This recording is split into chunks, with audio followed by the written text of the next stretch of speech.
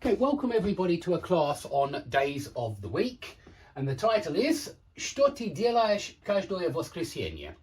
And of course, I think you know a lot of what these words mean now. Что is what, okay? And I want you to memorize что. Sometimes it means that, yeah, sometimes it means that, but a lot of the time it means what, probably, well, just as many times as it means that, it means what. And so, what do you do every Sunday? And notice that I added a do there, and you might be thinking, well, there's no do there. Well, we use do to make questions in English. They don't in Russian. I mean, why would you when you think about it?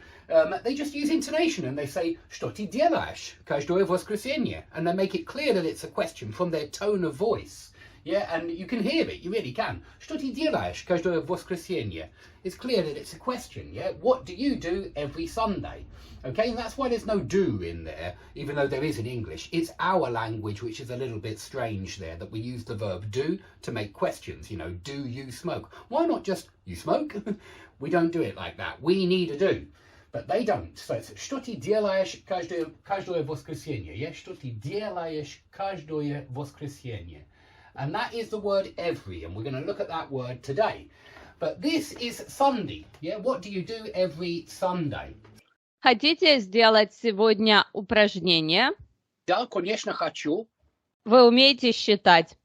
Да, могу. До 4. Да. 1, 2, 3, 4. Замечательно. Давайте тогда будем считать.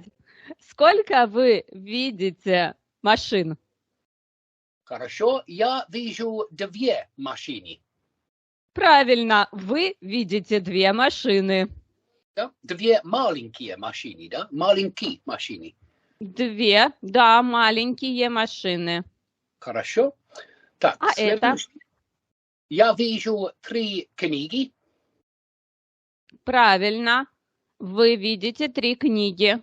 Какие это книги? Синие книги. Да, вы видите 3 синие книги. Хорошо.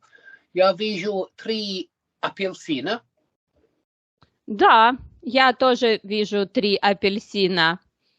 2 апельсина и 1 в 2 части. Половина апельсина. Хорошо, 2,5 апельсина. Да, кто-то съел апельсин. Да, точно. Здесь. Хорошо.